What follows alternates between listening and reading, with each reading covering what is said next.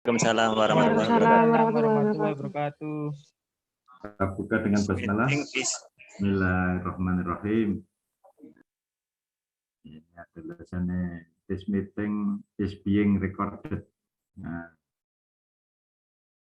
go it aja ya. Saudara, materi kita hari ini tentang surat kuasa. Saya mohon maaf karena tidak ahli IT dan anak saya itu masih di Jepang sehingga belum bisa bantu saya. Nanti insya Allah bulan ini kalau sudah pulang, saya tidak merepotkan mahasiswa lagi.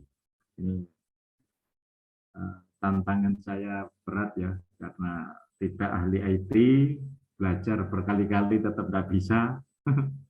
Ya Allah, ya Rahman, ya Rahim. Ini sehingga memberatkan mahasiswa. Ada yang bisa dilayarkan surat kuasanya? Ada Pak, sebentar.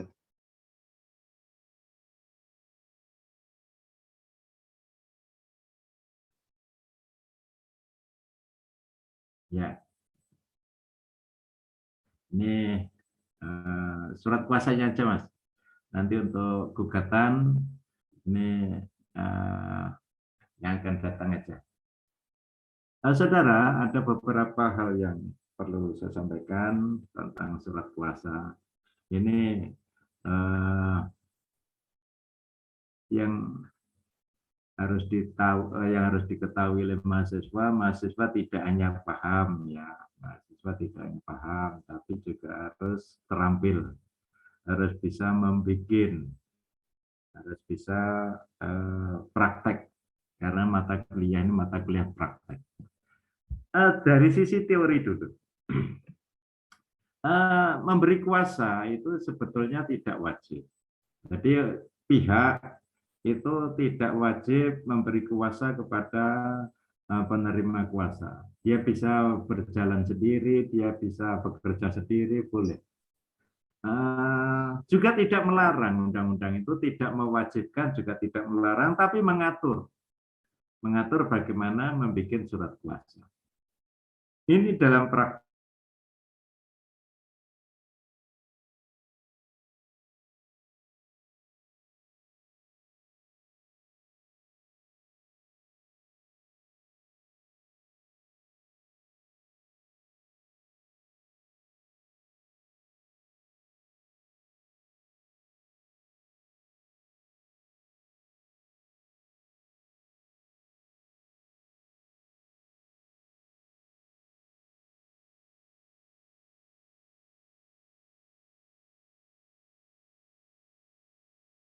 Sebetulnya ada 3.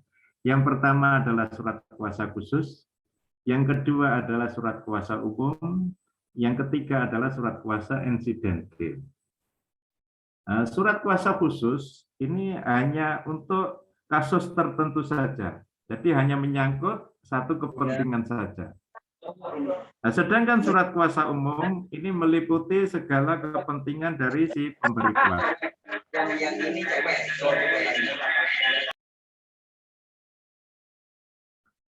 Jadi bedanya surat kuasa khusus dengan surat kuasa umum, kalau surat kuasa khusus itu hanya meliputi satu kepentingan saja. Kalau umum ini menyangkut segala kepentingan dari pemberi kuasa.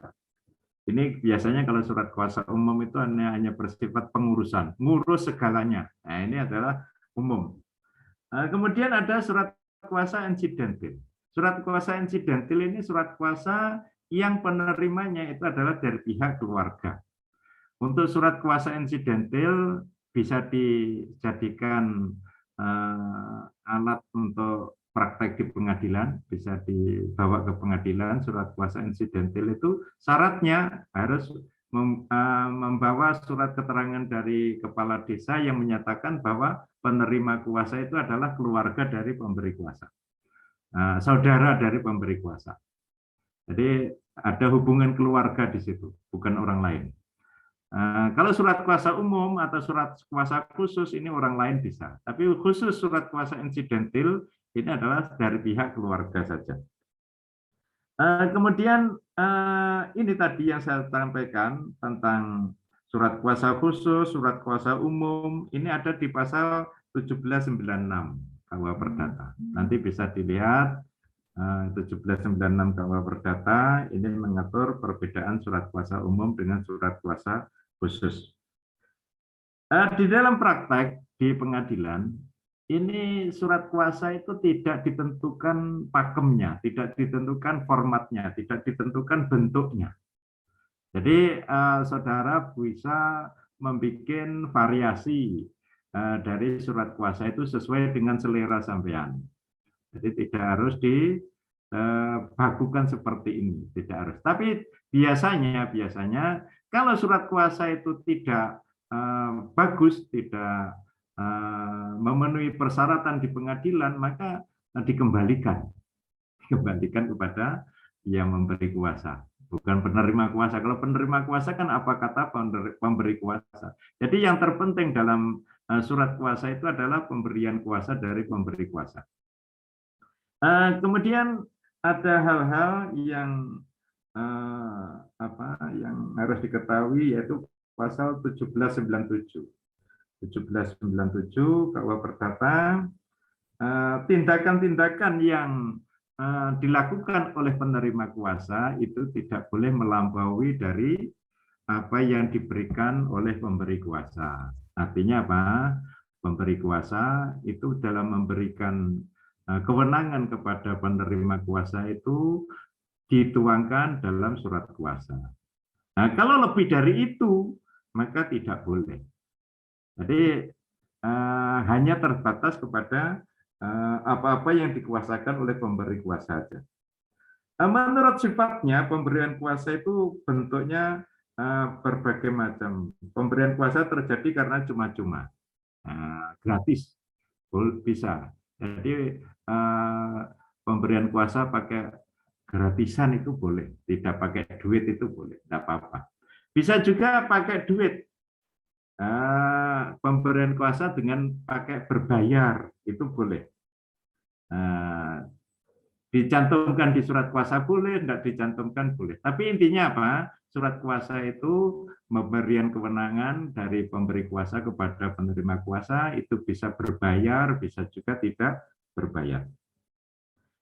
Sedangkan kewajiban dari pemberi kuasa, kewajiban dari pemberi kuasa ini ada diatur di dalam pasal 1800 sampai 1806 KUH Perdata. Ya, 1800 sampai 1806 KUH Perdata ini mengatur tentang kewajiban si penerima kuasa. Yang pertama adalah melaksanakan kuasanya. Yang dikuasakan itu dilaksanakan dengan baik.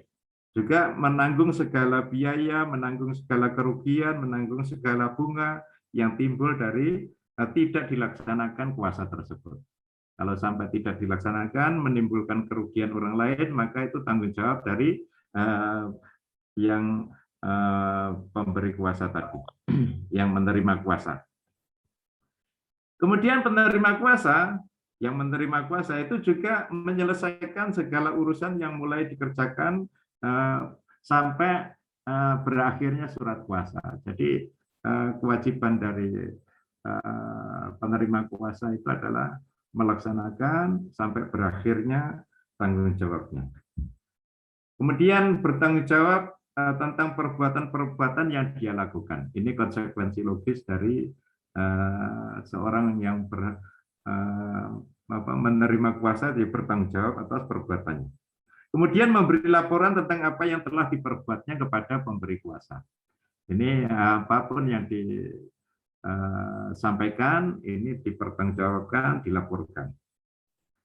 Ini adalah kewajiban dari seorang penerima kuasa. Kemudian di dalam penerima kuasa itu ada juga istilah substitusi, ada istilah pengganti.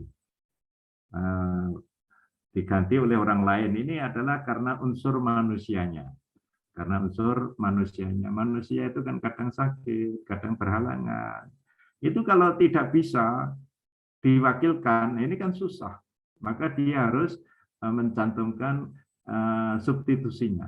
Substitusi dari penerima kuasa untuk disampaikan kepada orang lain dalam waktu tertentu, boleh sebagian maupun seluruhnya yang dikuasakan ini.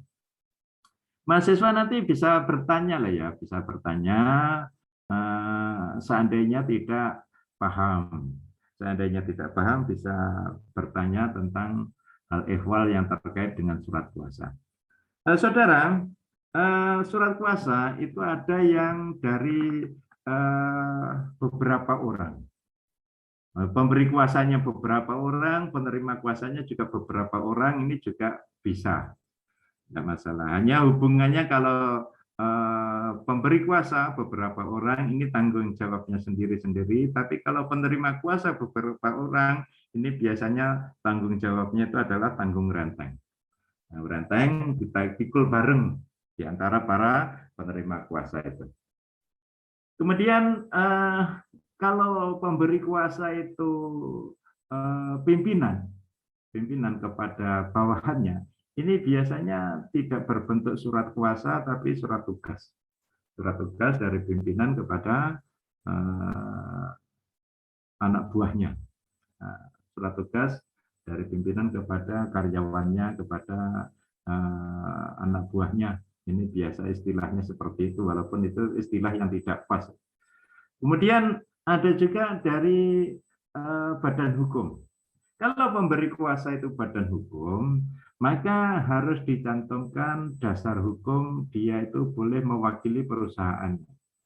Namanya saya pernah menerima dari seorang yang punya PT di Genteng sana, ada di Genteng itu ada PT Makarti, itu memakai jasa saya. Kebetulan direkturnya itu Pak Sairanoto Waroyo. Sehingga Pak Sairanoto Waroyo itu memberi kuasa kepada saya, itu harus dicantumkan berdasarkan pasal 1 anggaran dasar dan anggaran rumah tangga PT, maka dia berhak untuk mewakili PT dan berhak untuk menunjuk orang lain sebagai kuasanya. Ini dicantumkan di dalam surat kuasa. Itu kalau surat kuasa itu berbentuk badan hukum. Jadi pemberian kuasa itu bermacam-macam.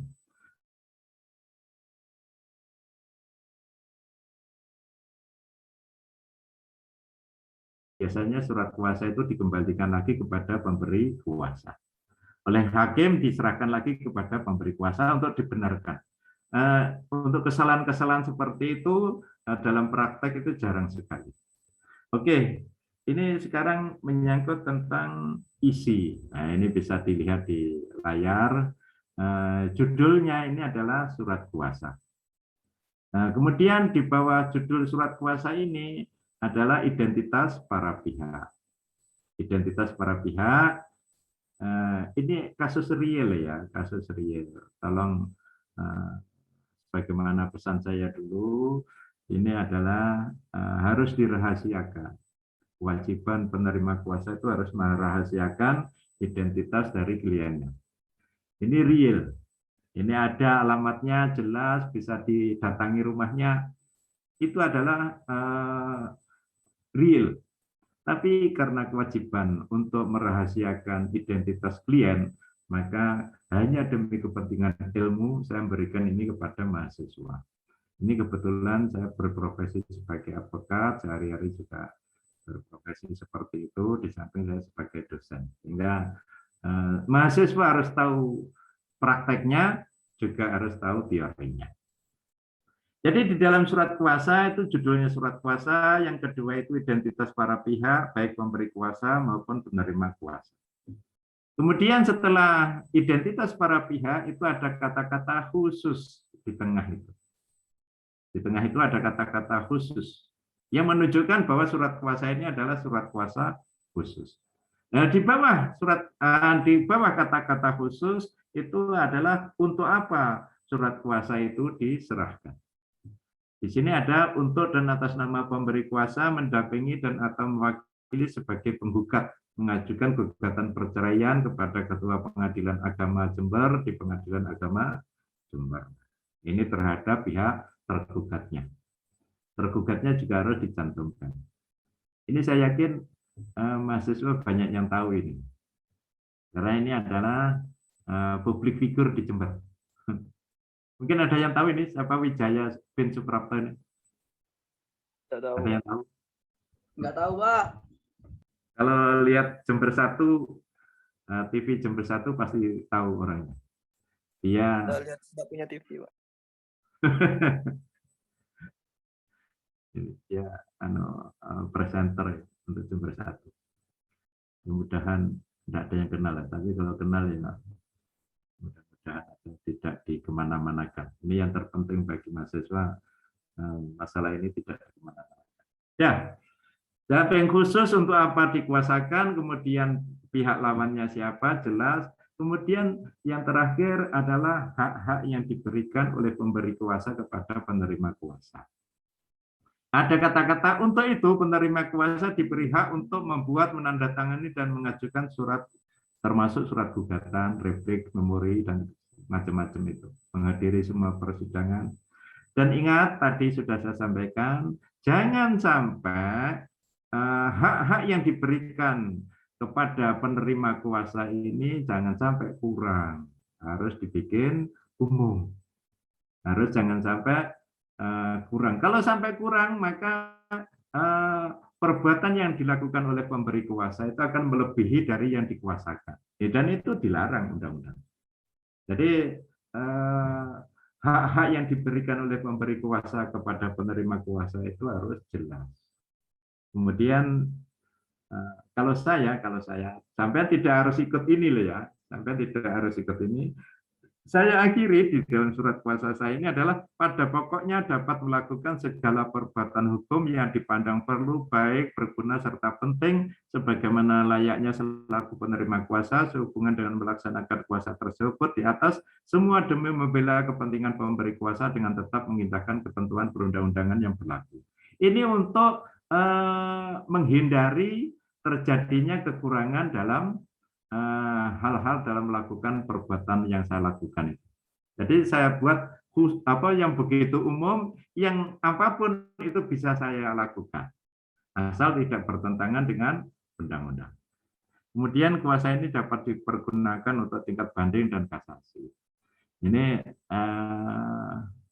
sampai banding sampai kasasi ini seperti itu bisa digunakan. Ini ada kekurangan dan kelebihannya ya mahasiswa ya. Kekurangannya tingkat banding dan tingkat kasasi kok dicantumkan di awal. Itu kekurangannya adalah ketika perkara itu nyampe di kasasi, itu hanya satu surat kuasa. Sehingga kadang-kadang orang itu tidak tahu bahwa untuk banding, untuk kasasi itu juga harus ada perjanjian lagi. Rata-rata pengacara, advokat itu tidak menggunakan kata-kata untuk banding dan kasasi. Karena apa? Biar bayar lagi. Biar bayar lagi. Biar tahu. Kemudian diakhiri dengan saya sebagai manusia biasa, demikian surat kuasa ini dibuat dengan hak substitusi, karena kadang-kadang saya juga sakit, kadang-kadang saya juga berhalangan untuk disubstitusikan kepada orang lain. Nah, disebutkan baik sebagian maupun seluruhnya kepada orang lain. Digantikan, substitusi itu kan pengganti, digantikan kepada pihak lain. Ini adalah surat kuasa seperti ini. Ada tanggalnya, kemudian ada pemberi kuasa, ada penerima kuasa. Dan ini harus ada materinya. Kalau sekarang itu berapa? Materinya sekarang berapa? 10.000. 10.000. Nah, ini sudah dari isi surat kuasa itu seperti itu. Jadi kewajiban pemberi kuasa sudah, kewajiban penerima kuasa sudah. Kemudian sekarang yang perlu kita bahas adalah berakhirnya surat kuasa. Berakhirnya surat kuasa ini diatur dalam pasal 1813 sampai 1819 KUH Perdata. 1813 sampai 1819 KUH Perdata. Yang pertama, berakhirnya surat kuasa itu dengan ditariknya oleh pemberi kuasa. Jadi surat kuasa itu bisa dicabut ya. Mahasiswa itu harus tahu bahwa surat kuasa itu bisa dicabut oleh pemberi kuasa. Bisa juga seandainya penerima kuasa yang tidak cocok, advokatnya tidak cocok, dia bisa mengundurkan diri dari surat kuasa itu. Tapi penerima kuasa itu tidak berhak mencabut. Yang berhak mencabut adalah pemberi kuasa. Tapi penerima kuasa itu bisa mengundurkan diri. Dengan membuat surat, dia mengundurkan diri dalam surat kuasa ini, dan selebihnya ini tanggung jawab dari pemberi kuasa. Jadi istilahnya beda. Kalau pemberi kuasa ini mencabut surat kuasa, tapi kalau penerima kuasa bukan mencabut karena dia tidak berwenang, dia berhak untuk mengundurkan diri dari surat kuasa itu. Jadi berakhirnya surat kuasa itu dengan ditariknya kembali oleh pemberi kuasa.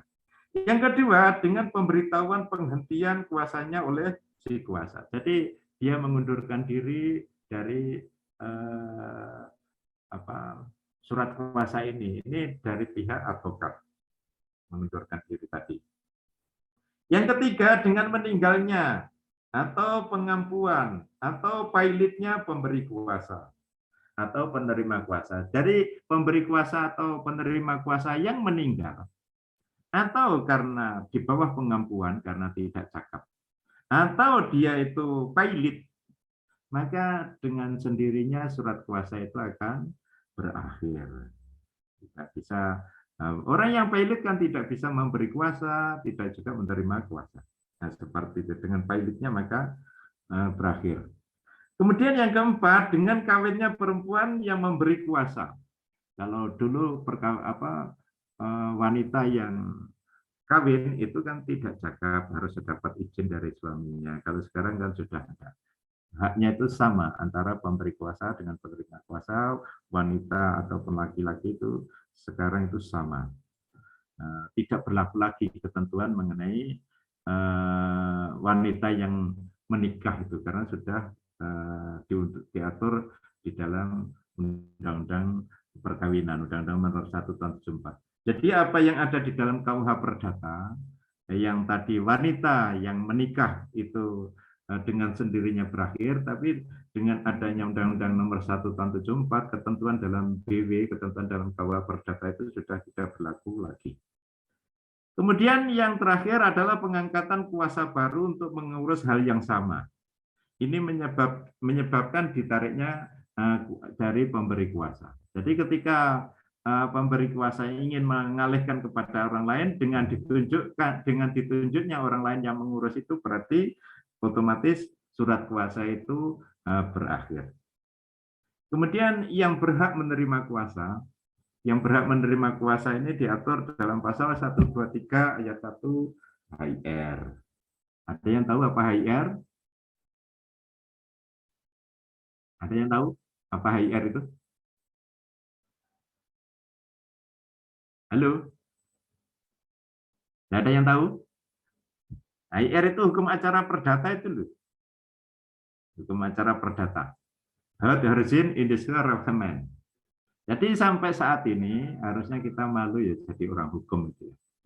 Kita malu. Karena apa? Karena sampai saat ini yang namanya hukum acara perdata itu masih menggunakan tinggalan Belanda. Padahal kita sudah merdeka 76 tahun. Sampai sekarang kita hukum acaranya itu masih HIR, masih produk Belanda. Jadi yang berhak menerima kuasa ini diatur dalam pasal 123 ayat 1 HIR atau 147 ayat 1 RBG. RBG itu sama dengan HIR, hanya RBG itu berlaku bagi luar Jawa dan Madura. Kalau HIR berlaku bagi orang Jawa dan Madura.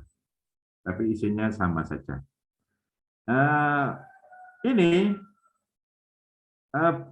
yang berhak menerima kuasa itu adalah sebetulnya orang yang advokat ya, orang yang punya pekerjaan memiliki jabatan sebagai advokat yang ditunjuk dan punya lisensi, punya izin untuk berpraktek di pengadilan. Ini adalah kuasa untuk praktek di pengadilan. Kalau kuasa untuk yang lain-lain di luar pengadilan, non litigasi, itu siapapun aja boleh karena tidak ada ketentuan siapa yang boleh menerima kuasa. Kemudian di dalam surat kuasa bagi orang yang buta huruf. Buta huruf memberi kuasa itu kan harus cap jempol. Agar cap jempolnya itu sah, maka harus dilegalkan. Legalnya itu kalau tidak di pengadilan, di panitera, juga bisa di notaris, bisa juga di camat. Jadi 3 instansi itu, panitera, notaris, advokat, panitera, notaris, dan panitera, notaris, dan pengadilan, panitera, notaris, dan camat, ini yang bisa melegalkan bagi orang yang buta huruf. Kalau itu tidak dilegalkan, maka tidak dianggap sah surat kuasanya. Jadi butuh legalisir bagi pemberi kuasa yang buta huruf. Maka kalau saya ini menerima dari orang yang buta huruf yang tidak bisa tanda tangan, itu saya ajari dulu biar tanda tangan, tidak cap jempol. Kalau cap jempol kan harus di notaris, harus di camat, harus di pengadilan. Ini agar tidak tambah biaya, karena untuk mereka juga sekitar 300.000 rupiah bagi mereka bayarnya itu untuk melegalkan itu. Lebih baik saya ajari untuk tanda tangan, sehingga untuk kedepannya kemana-mana dia tanda tangan seperti apa yang saya ajarkan itu. Kemudian ada yang dilarang di dalam surat kuasa, yang namanya surat kuasa mutlak, yaitu surat kuasa yang untuk melakukan segala sesuatunya, dan itu tidak ada batas akhirnya. Saya ulangi, tolong dicatat baik-baik. Surat kuasa mutlak ini adalah surat kuasa yang dilarang oleh undang-undang.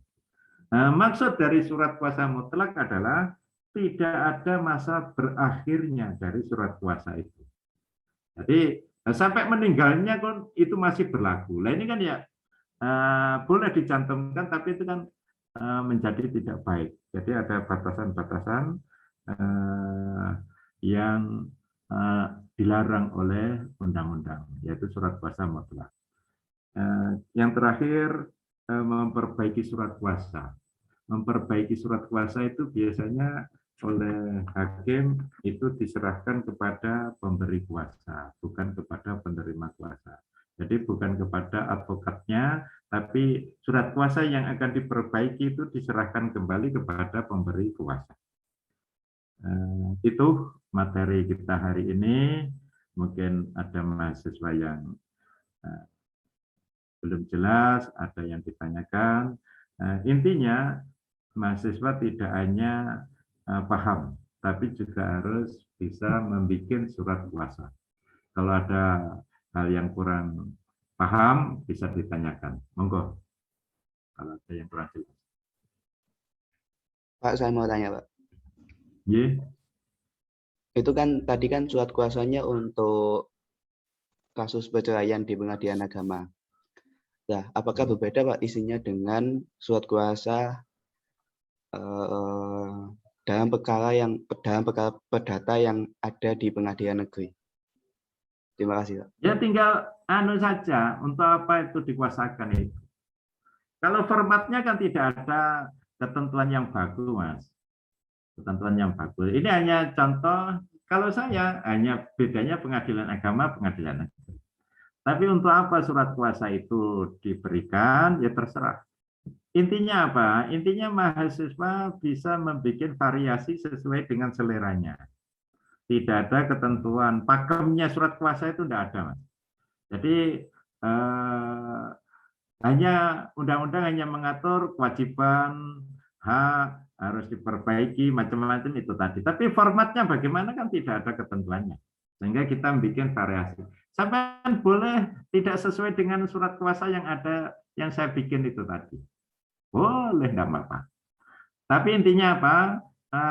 Harus jelas identitasnya, harus jelas surat kuasa khusus atau umum, harus ada pihak-pihaknya itu jelas untuk apa dikuasakan, hak-hak dari penerima kuasa jelas, cukup sudah.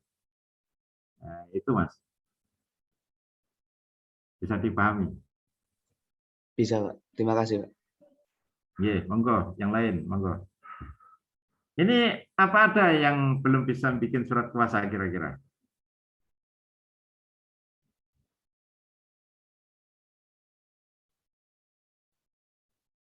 Halo, monggo yang lain.